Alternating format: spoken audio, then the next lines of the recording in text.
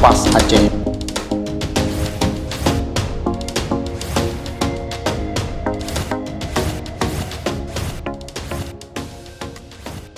Cederam Tua, Ketua Majelis Pimpinan Wilayah MPW Partai Adil Sejahtera Aceh, PAS Aceh Kabupaten Aceh Utara, Tengku Mukhtar, geken partai jan gepedong li ulamanya berjed ke penggerak perubahan politik di Aceh.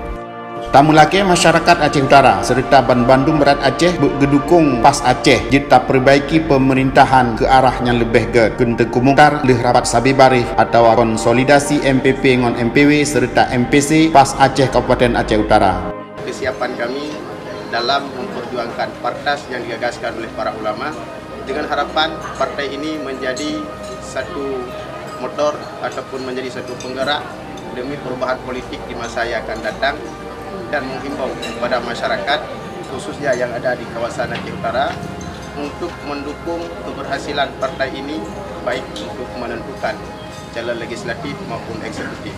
Maka kami sangat komitmen dan bersemangat, insya-Allah PAS Aceh Utara dan juga PAS Aceh pada umumnya kiranya insya-Allah akan berjaya. Insya-Allah berjaya.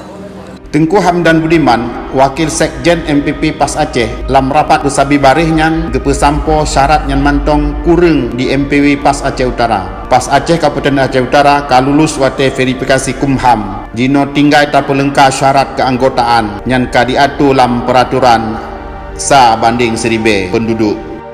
Majelis Pimpinan Wilayah MPW Tan Piziyah Partai Adil Sejahtera Aceh PAS Aceh Kabupaten Aceh Utara, Ketua Tengku Mukhtar, Wakil Ketua Tengku Darmawan, Sekretaris Tengku Muhammad Lutfi, Wakil Sekretaris Intan Mauliana, Bendahara Irawati Fidyasari.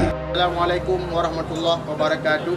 Waalaikumsalam warahmatullahi wabarakatuh. Kami pengurus MPW dan MPC se-Kabupaten Aceh Utara dengan ini menyatakan siap memenangkan PAS Aceh. PAS Aceh insya-Allah Jaya. PAS Aceh insya-Allah Jaya. PAS Aceh insya-Allah Jaya. Jaya. Jaya. Jaya. Allahu Akbar.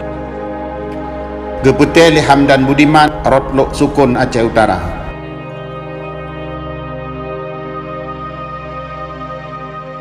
Para pendukung partai PAS Aceh, boleh subscribe channel kami. Assalamualaikum warahmatullahi wabarakatuh.